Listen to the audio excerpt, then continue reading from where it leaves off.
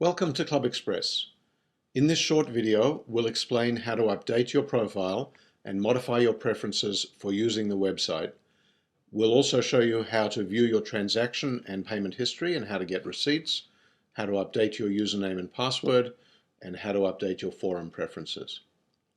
Now, when you log into the club's website, you'll see the login panel. It'll usually be near the top of the website, either on the left-hand side or on the right-hand side. You can see that the website knows who you are. It says Welcome Martin, and there are options to log out, to view your profile. Martin needs to renew his membership, and he also has a payment due, perhaps for an event registration.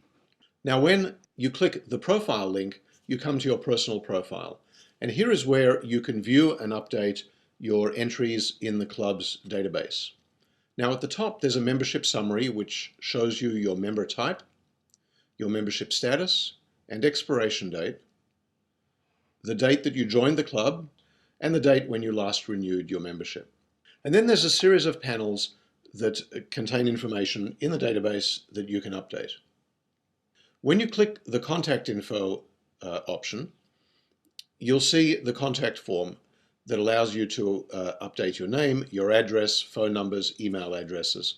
Now, this form may be slightly different from the one we're looking at here, depending on whether people join the club through their personal lives or through their business and professional lives, and also depending on which fields the club has enabled. For example, some clubs and associations may not collect spouse information or nicknames. Some clubs and associations may not collect two addresses or work information. In this case, all of these panels are shown. Now, this is a very simple web form. All you do is update the information in each field, and when you're done, you can click the Save button to return to the profile. Now, the next choice, Additional Member Data, contains fields which are unique to your club or association. Every organization has information that they want to collect on members which is unique to that organization, and that information will appear on the Additional Member Data screen. In this case, because this is a ballooning club, we collect some information on your balloon call sign. It might be MS1234. How many years have you been flying balloons? 15. And the highest level of certification, you're a pilot. And then click Save, and that information is also saved. Now, the standard member directory option allows you to update your preferences for the member directory. And again, this screen may be slightly different depending on what your club is collecting. Most clubs allow you to control your visibility in the directory, and that's done using this first option. There are 8 separate settings, and you pick the setting based on which information you want to show to other members of the club. Let's say I want to show my bio, my email address, but not my phone number or regular address. I would select this option. The club may be collecting birthday and anniversary information, and that's what you would enter here. The club may be collecting social networking links. So if you have a Facebook page or a Twitter feed that you want to share with other members, you can do that here. The biography panel is like a miniature word processor. You can type in some text. You can do carriage returns. I rode my first balloon when I was 15 and was booked from then on. And we can highlight that, make it bold, change the font size to 14 point, and you can see basic formatting options. You can also use this editor to create links, for example, to a personal website, to insert photos or images from your local hard disk, to insert smiley characters, and to create lists and dividers. It's like a miniature word processor. Now, down at the bottom of the screen is where you insert a photo. You can choose a file from your local hard disk, and the system will resize the photo automatically. You really should pick a fairly small photo. And again, click Save, and those preferences are saved. Now, if your club has chapters, or if you have a membership that allows additional people to be part of your membership, when you click this option, you'll be taken to a screen that allows you to modify chapters and additional members. In this case, the club does not have chapters, but I do have a family membership, and so I can update information on my spouse and also my two kids. And you can see that there are options to edit that information or to remove somebody or add additional family members. And again, this screen will be slightly different depending on which option your club has enabled. Now, down in the financial historical data area is where we can view our transaction history. And this shows us every transaction that we've done with the club.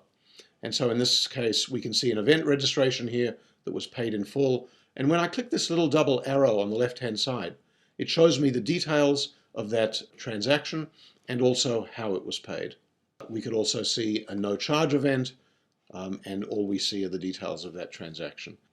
It will also show us if there are transactions that have not been paid. We can also go to the payment and credit history. And here we can see every payment that we've made to the club. We can see a receipt for that payment. So in this case, we click a receipt for this event registration and we can see the details, and we can print that receipt as well. Now, if you have credits with the club, those will be shown at the bottom of that page. In this case, we have one credit for $300 and the status is complete, which means it was actually used.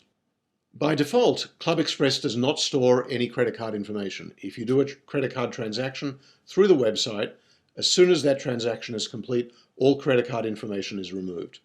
You can optionally store your credit card in the system, and if you choose to do so, then that information is stored fully encrypted and very secure.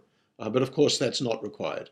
You can also view the history of every event that you've registered for, and it will show you the details of those events. For example, the spring conference will show us the details of everyone who signed up for the conference, what they signed up for, their answers to event-specific questions, and things like that.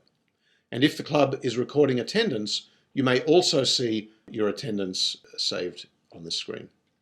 Now, if your club has enabled discussion forums, there are some screens here which allow you to view your preferences and memberships in discussion forums. So when I click Forum General Preferences, it takes me to a screen that allows me to modify the preferences that apply to every forum, including how I want to view messages and threads, the sort order and the display view, the email address that I want. I can use my primary contact email, or I can use a different email just for this forum, and whether or not I want to allow people to reply to me privately. I can also specify my preferences for messages and emails. Some forums will behave like list servers and send emails to you, and you can decide whether you want to receive those emails, what format you want the messages to be in, and what frequency you want to receive them in. So for example, I can receive each individual message immediately. I can get a daily digest of all messages, or I can get a daily digest of subjects only. I can also control whether to use a simple text editor in forums, or whether to use an advanced editor with some formatting tools, and whether I want to have a standard signature. Regards, Marty, balloons are us. What forum handle do I want to use? Do I want to display a link to my bio, perhaps my location, Northwest, somewhere? And then the date and time of where I'm located, -2, because I'm located 2 hours behind where the servers are located. I can also display a picture, and then when I save, those preferences are saved.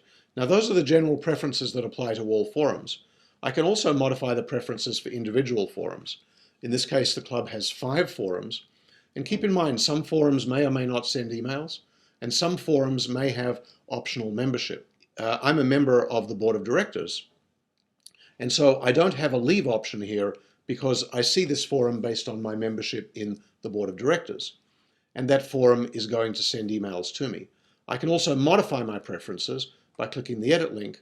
So if I want to turn off email delivery, I would just click it here, and when I scroll down, now that option has changed to do not send emails. Let's just change that back. Click Save, and now it says Send Emails. Here we have 2 forums that do not send emails, and I'm also a member of those forums because I've opted in. and so I can leave those forums. And we have other forums that do send emails, but in this case, I've opted not to receive them. Now, a club may have a lot of forums here, and if you're going away on vacation and you don't want to get emails, and you don't want to have to modify your preferences one at a time, you can also pause email. And when you do that, the overall status is changed to you're not receiving emails. And then when you come back from vacation, you can change that back to resume, and now the emails resume for the forums where we're supposed to receive emails. Now over on the right-hand side, we have options to modify the username and password. So this will take you to a screen where you can change your username, and you will always have to re-enter your password because of how we store it internally, and you'll enter that password twice.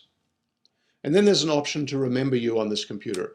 Now it's important not to check that option if 2 or more people within your family share the same computer and might be logging into the website with different usernames and passwords. Because if you check Remember Me option, when you come to the website and click Login, you are logged in automatically using one account, which means that nobody else can log in on the same computer using a different account. Enter the password again, and then click Save. Now your club may have defined interest groups, and if it does, you have a screen here where you can update your preferences for all of those interest groups. So maybe I'm no longer interested in long rides, and I click Save. The club may also have allowed me to define photo pages, and if I select this option, it'll ask me to create a photo page, and this could be the Spring Ride 2012, and the layout that I want to use is 3 across with titles and captions, and then I click Save.